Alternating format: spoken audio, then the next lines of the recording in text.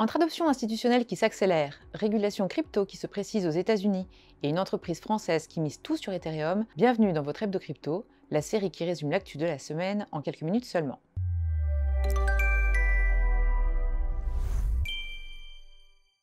La semaine dernière, le Bitcoin a franchi un nouveau cap historique. Comme le rapporte le journal du Coin, le BTC a pulvérisé son précédent record en dépassant les 109 588 $ sur Binance, atteignant même 111 878 $ jeudi dernier, selon le Figaro. Une performance impressionnante pour la crypto phare, qui signe son retour en force après un début d'année compliqué. Le premier trimestre 2025 a effectivement été marqué par une chute du marché, suite aux annonces de Donald Trump sur les tarifs douaniers, plongeant le BTC sous les 80 000 $.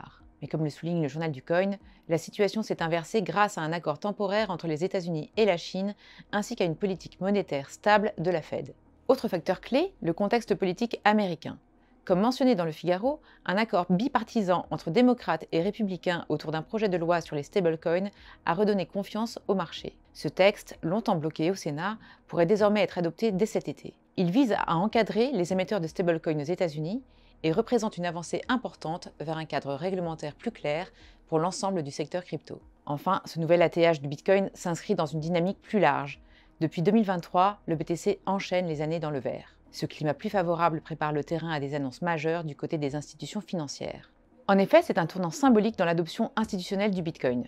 JP Morgan autorise désormais ses clients à acheter du BTC, comme l'ont rapporté CoinTribune et Cryptost. Une décision lourde de sens venant d'une banque historique, dont le PDG, Jamie Dimon, reste pourtant l'un des plus fervents détracteurs du roi des cryptos. Lors de la journée annuelle des investisseurs le 19 mai 2025, Jamie Dimon a officiellement annoncé que JP Morgan facilitera l'achat de Bitcoin pour ses clients.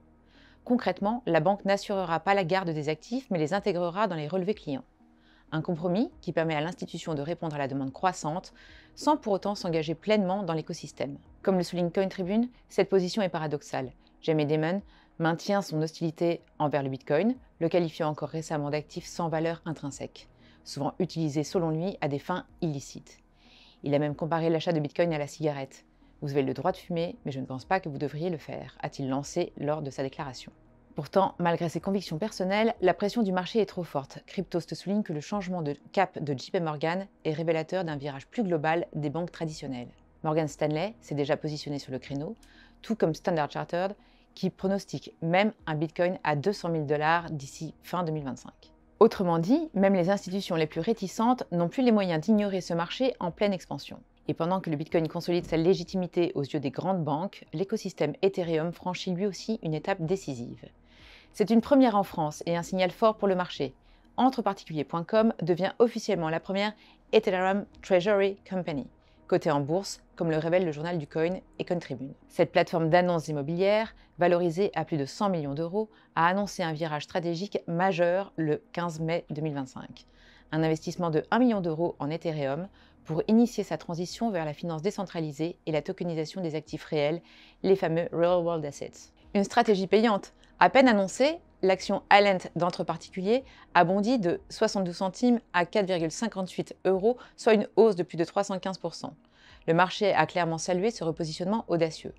Son fondateur ne cache pas son ambition, faire d'Ethereum le socle technologique d'une nouvelle ère dans la finance, l'immobilier et la gestion d'actifs. Dans son communiqué, il parle même de changement de paradigme, citant Ethereum comme l'infrastructure centrale de la finance numérique. Le journal du Coin précise que cet investissement sera réalisé sur une période courant d'avril à fin mai et financé en partie via une equity line, un mécanisme de levée de fonds par émission progressive d'actions.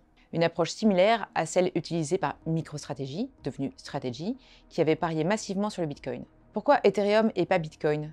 Parce que Ethereum est au cœur de la tokenisation des actifs, une thématique en pleine explosion, surtout dans le secteur immobilier. Et contrairement à un simple pari spéculatif, Entre particuliers compte aussi tirer des revenus via le staking de ses ETH. C'était votre Actu Crypto de la semaine. On se retrouve mardi prochain pour un nouvel épisode.